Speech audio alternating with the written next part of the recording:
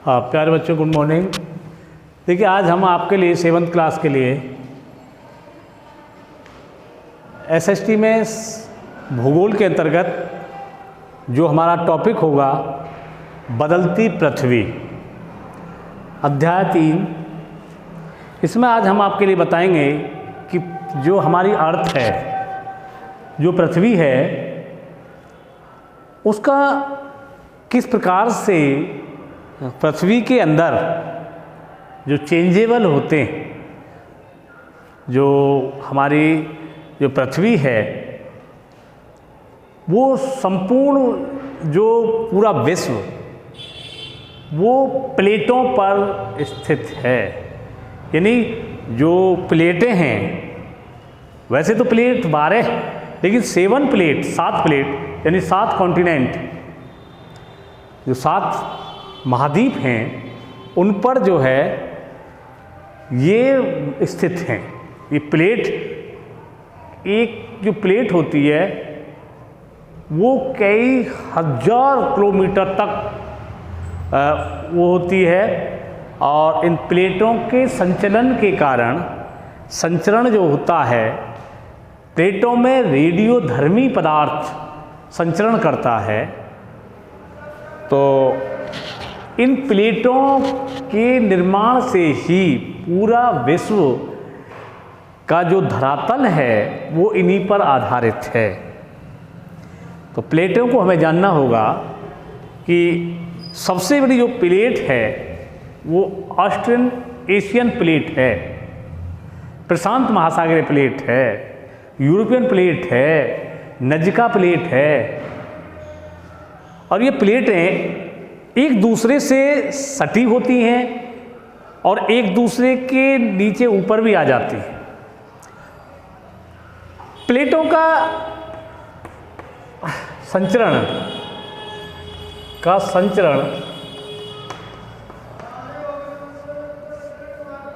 जो होता है, ये प्लेट में रेडियोधर्मी पदार्थ होते हैं और ये संचरण करते हैं एक दूसरे। जो प्लेट हैं, जो इंडिया यानी यूरेशियन प्लेट और ऑस्ट्रेलियन प्लेट का भाग है, भारत जो है Indo Australian plate, Indo Asian Australian plate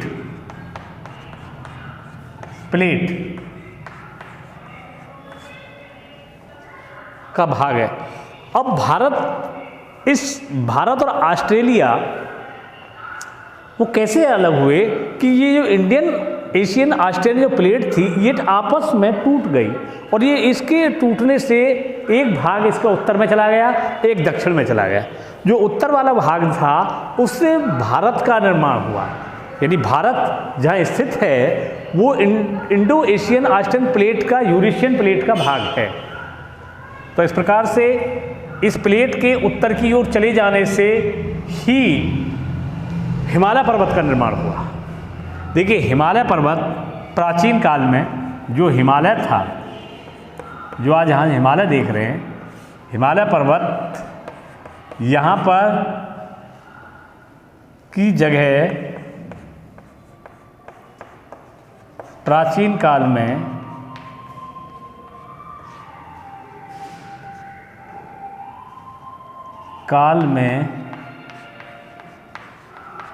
Tethys सागर था, टैथिस सागर था। लेकिन आज वो हिमालय है। इसका रीजन क्या था? हिमालय पर्वत जो वर्तमान में है, वो जो उत्तर में है, जो पूरे विश्व की सर्वोच्च चोटी मानी जाती है, 8848 जो उसका सेंटीमीटर जो ऊंचाई है। कंचनजंगा जो सिक्किम में है, K2 जम्मू कश्मीर में है, नंदा देवी ये उत्तराखंड में है। तो ये जो हमारी जो प्लेट वो मतलब पहाड़ियाँ हैं, तो इसका जो प्लेटों से इसका रिलेशन है। आज हिमालय पर्वत की ऊंचाई बढ़ रही है। रीजन क्या है इसका? आज हिमालय पर्वत और ऊंचा होता जा रहा है। इसका कारण है कि प्लेट जो है वो खिसक रही है। जो ऑस्ट्रेलियन प्लेट है वो उत्तर की ओर चल रही है, यानी 2 सेंटीमीटर हर एक साल जो हिमालय पर्वत वो ऊंचा होता जाता है। तो ये पर्वतों के निर्माण के पर्वतों की उसको प्लेटों की वजह से होता है। अब जो हिमालय पर्वत जो आज है, यहाँ पर एक सागर था, टेथिस सागर, अब यहाँ पर हिमालय बन गया। तो हिमालय कैसे हुआ? देखिए, प्लेटों के टकराने से वो जो क्षेत्र था, जो सागर था, वो स्थल के रूप में, और वो जो है वहाँ पर मिट्टी का जो वो थे वो मिट्टी से भर गया। यानी वो सागर था, जब प्लेट खिसकने लगी, उत्तर की ओर खिसकने लगी, तो उत्तर का जो भाग था वो भर गया, जो सागर था वो भरकर, और पूरी तरह से धीरे धीरे धीरे धीरे वो चोटियाँ बन गई उनकी। और ऐसे ही धीरे धीरे अब जो हिमालय पर्वत है वो धीरे धीरे बढ़ रहा है। तो इस प्रकार से हिमालय पर्वत की जो ऊंचाई है प्रत्येक साल 2 सेंटीमीटर बढ़ जाएगी और आगे तक बढ़ती चली जाएगी। अब जितनी भी प्लेटें हैं, अब देखिए, जब भूकंप का कारण क्या होता है? अब भूकंप जब आता है, भूकंप का जो मेन फैक्टर है, जो अर्थक्वेक आता है, देखिए भूकंप को 5 जोन में बांटा गया है। जो भूकंप आते हैं इसके लिए सबसे ज़्यादा जो रेस्पॉन्सिबल हैं वो प्लेटें हैं।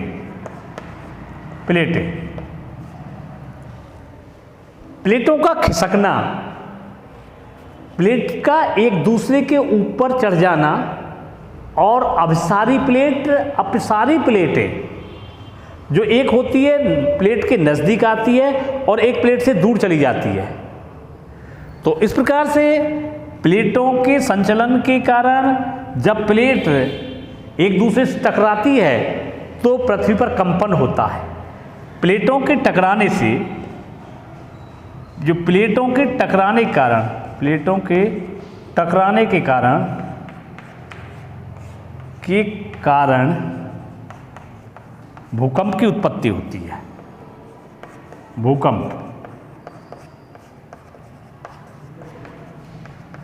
भूकंप की उत्पत्ति होती है।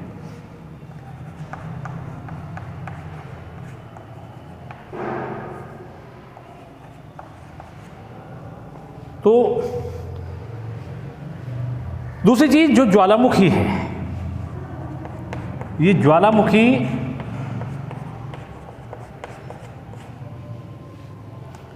देखिए, ज्वालामुखी का फटने का कारण क्या होता है कि हमारी पृथ्वी के अंदर जो प्लेटें हैं वो प्लेटें गर्म हो जाती हैं, और प्लेटों के गर्म होने के कारण उनमें और एक्टिवनेस, रेडियोधर्मिता आ जाती है, जिसके कारण वो जो क्षेत्र वहाँ लावा बनना प्रारंभ हो जाता है।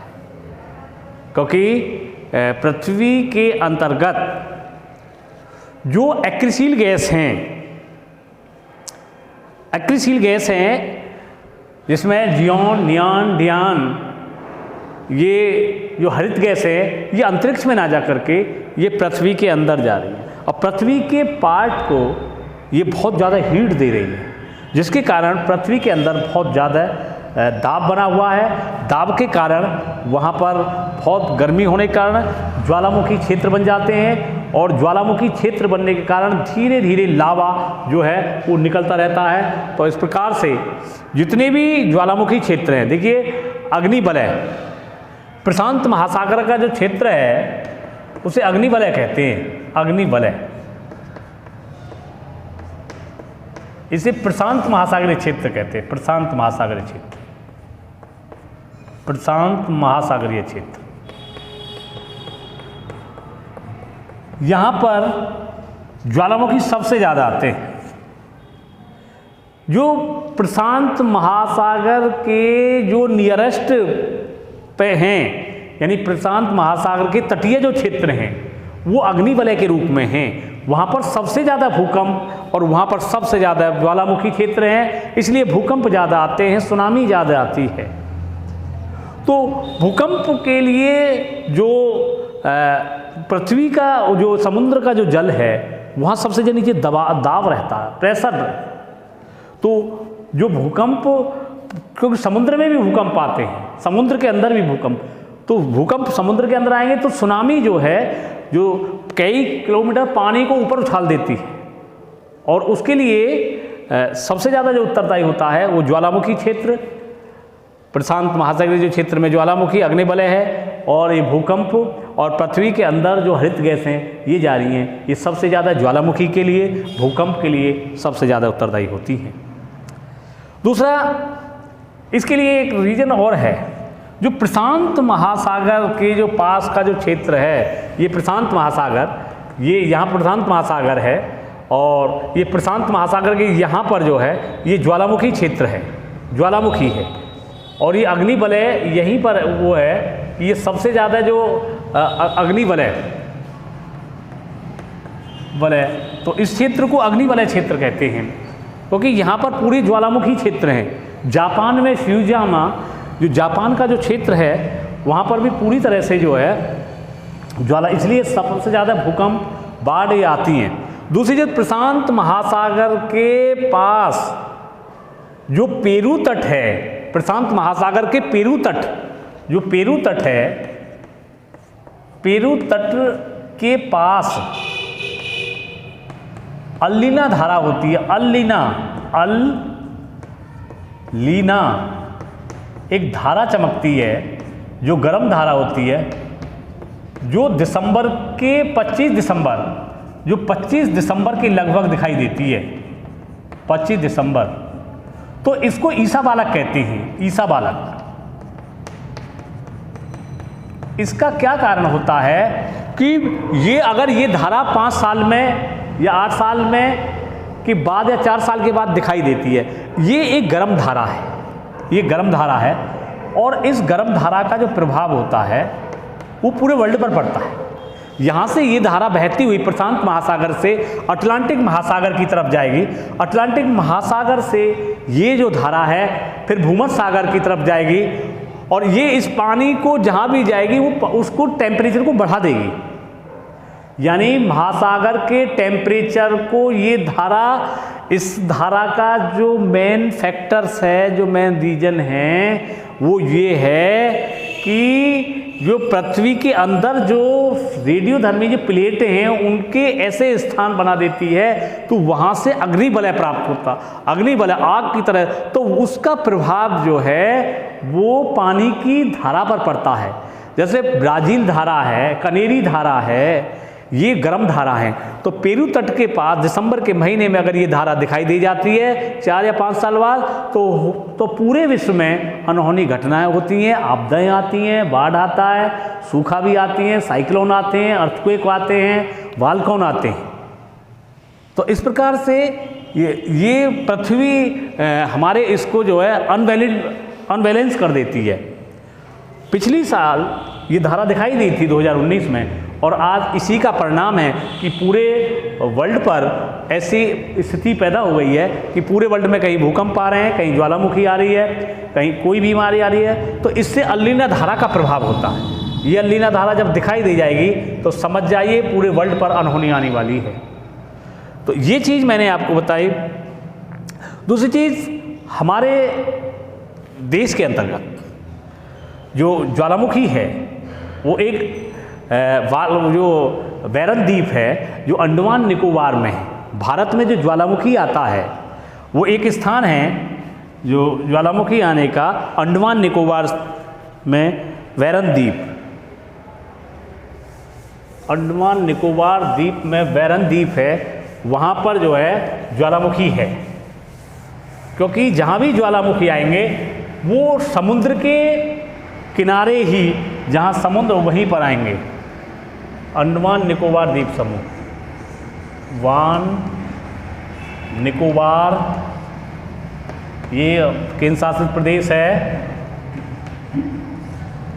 द्वीप समूह के बैरन क्षेत्र में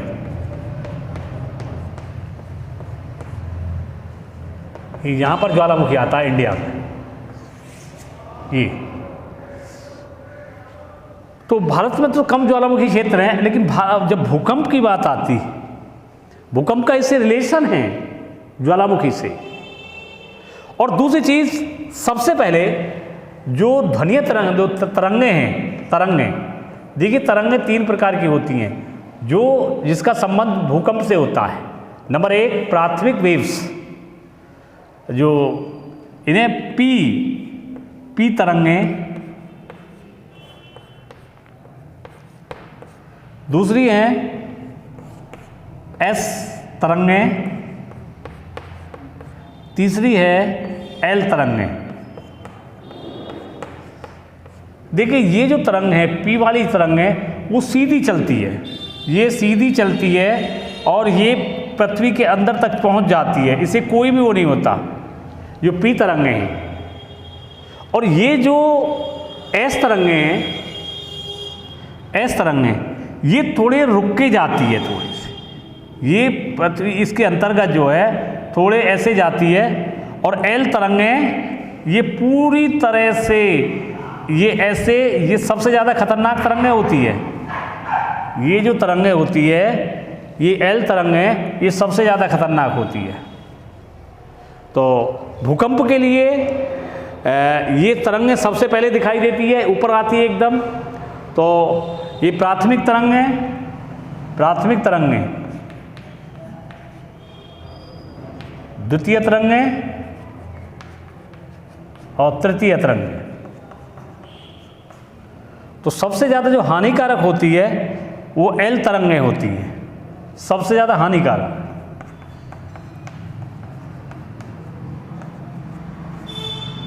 ये तरंग है हानिकारक सबसे ज़्यादा। तो हमारे पृथ्वी के अंतर्गत इन तरंगों के द्वारा ही हम भूकंप के बारे में जान सकते हैं, ज्वालामुखी के बारे में जान सकते हैं। प्लेटों के बारे में मैंने बताया कि हमारे पूरी वर्ल्ड के अंतर्गत 7 बड़ी बड़ी प्लेटें हैं जिस पर 7 महाद्वीप टिके हुए हैं, और ये प्लेटें एक दूसरे से टकराती हैं, एक दूसरे के नीचे आ जाती है, और इस प्रकार से समुद्र के ऊपर भी ये प्लेटें ऐसे तैरने के रूप में रहती हैं। तो इस प्रकार से इन तरंगों के कारण ही और प्लेटों के कारण ही जो स्थिति है वो बदलती रहती है। और जितनी भी हरित गैसें हैं, वो हरित गैसें हैं जो अंतरिक्ष में नहीं जा कर के वो पृथ्वी के अंदर जा रही हैं, उसी के कारण पूरे विश्व में जो स्थिति है, भूकंप आने की स्थिति है, ज्वालामुखी आने की स्थिति है, और चक्रवात और जो हरिकेन हैं, टाइफून हैं, बिलीबिलीज है, ये अलग देशों में, बिलीबिलीज ऑस्ट्रेलिया में होते हैं, टाइफून चीन में होते हैं, और तो इस प्रकार से ये आते हैं। तो इस प्रकार से ये पूरे विश्व में एक अनोखी घटना पैदा करते हैं। तो इस प्रकार से ये मैंने आपको बताया। दूसरे मैं ये बताऊंगा कि पर्वत हैं जो हमारे देश के अंतर्गत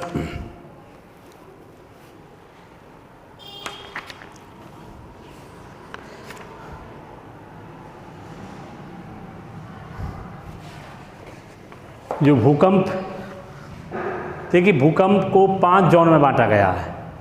जो भूकंप हैं, भूकंप को 5 जोन के अंतर्गत बांटा गया है, और जो 5वीं जोन है वो सबसे ज़्यादा खतरनाक है।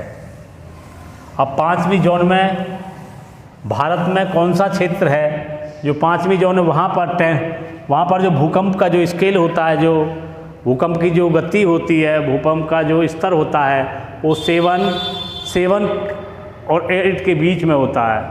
यानी उसकी स्थिति इतनी खराब होती है भूकंप को 5 जोन में।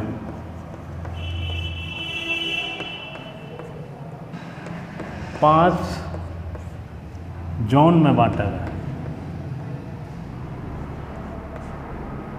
5 जोन में बांटा गया है। जो 5वीं जोन है उसमें भारत का पूर्वी क्षेत्र, भारत का पूर्वी क्षेत्र है, जो पहाड़ी क्षेत्र जिसमें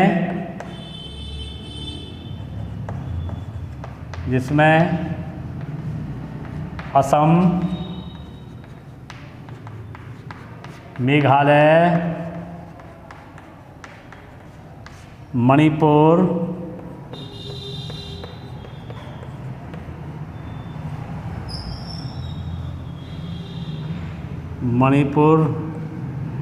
मिजोरम,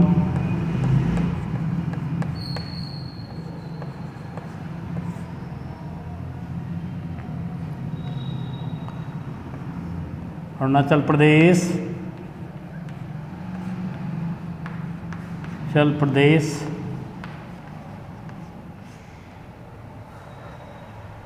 और आदि क्षेत्र। तो इस जो क्षेत्र में जो 7 सिस्टर्स हैं, इन्हें 7 बहने राज्य भी कहते हैं, 7 बहने राज्य। ये 5वें जोन में आते हैं। तो यहाँ पर जो भूकंप आएगा वो 7 से 8 स्केल पर आएगा। इसका मतलब है कि इतने पे आने का मतलब होता है ये पूरे जितनी भी इमारतें हैं उनको गिरा देगा और पूरी तहस नहस कर देगा। तो ये स्थिति ज़्यादा खतरनाक हो जाती है। और चौथी जोन में जो आते हैं वो दिल्ली है, उत्तर प्रदेश है, गुजरात है, राजस्थान है। तो इन क्षेत्रों में जो भूकंप आएगा वो बिहार का क्षेत्र भी है, इसी में है।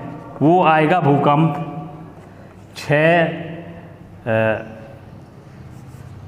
5 से 6.5 तक, 6.5 के स्केल पर।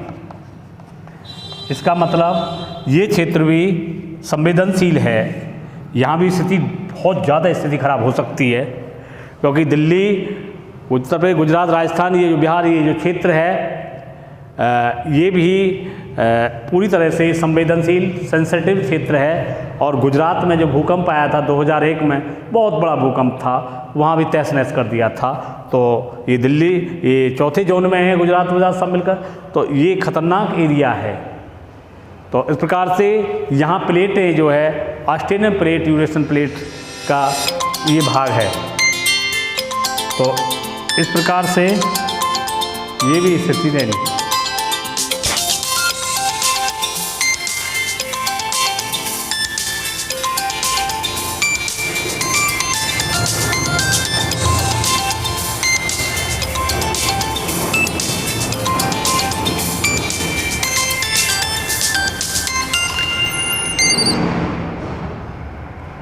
तो इसके अंतर्गत जो अंतर्जातीय बहिर्बल और अंतर्जातीय बल, 2 बलों के कारण भी प्लेटों का संचलन रहता है। तो इस प्रकार से पूरे विश्व में ये स्थिति पैदा है। तो इनसे बचाव के राहत कार्य सरकार द्वारा किए जाते हैं। तो इस प्रकार से मैंने ये चीज़ बताई। अब मैं आपके लिए क्वेश्चन देता हूँ, उसे आप करके लाएंगे।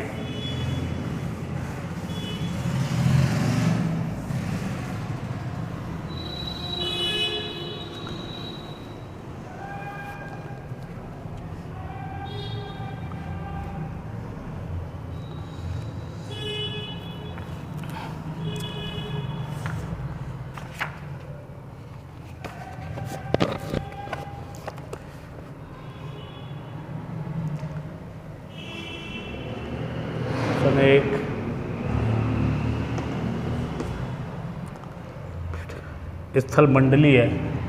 स्थल मंडलीय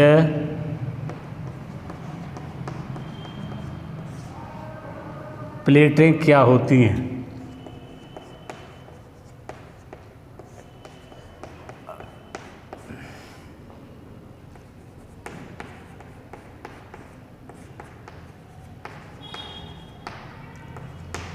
प्रश्न 2,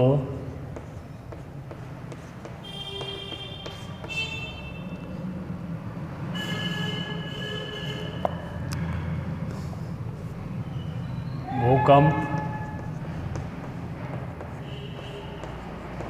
क्या होते हैं?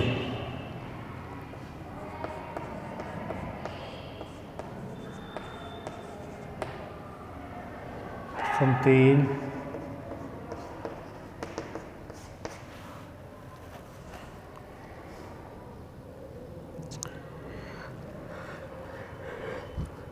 प्रशांतीय क्षेत्र क्या है?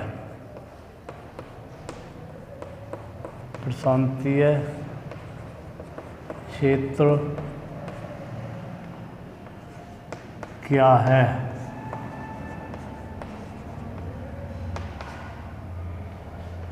प्रश्न 4,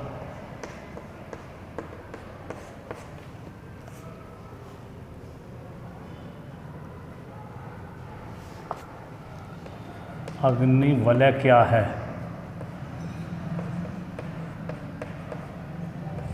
अग्नि वलय क्या है?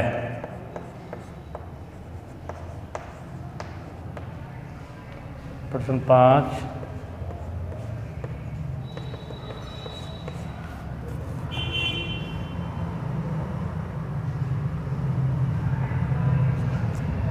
पहाड़ों की उत्पत्ति कैसे होती है? की उत्पत्ति कैसे होती है?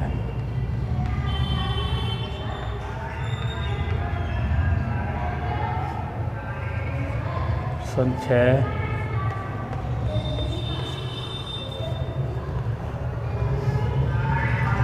सुनामी क्या है?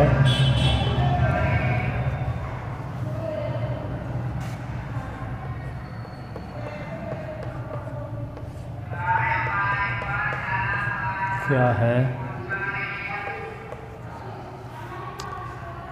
व्याख्या कीजिए। व्याख्या कीजिए।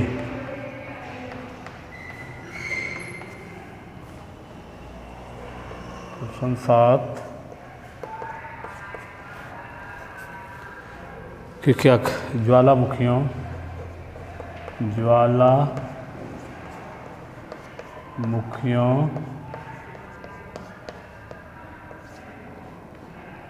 के क्या कारण हैं?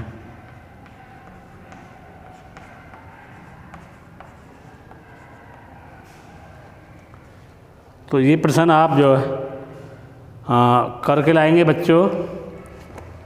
तो इस प्रकार से इनका जो है मेन चीज़ है, और ये मैंने आपको समझा दी है प्लेटें के बारे में। भूकंप क्या है, प्रशांतीय क्षेत्र क्या है, जो प्रशांत महासागर क्षेत्र, अग्नि वलय जो उसके कारण जो अग्नि पैदा होती है, जो समुद्र तटों के पास पूरा जो ज्वालामुखी क्षेत्र को अग्नि वलय कहते हैं। पहाड़ों की उत्पत्ति प्लेटों के द्वारा होती है।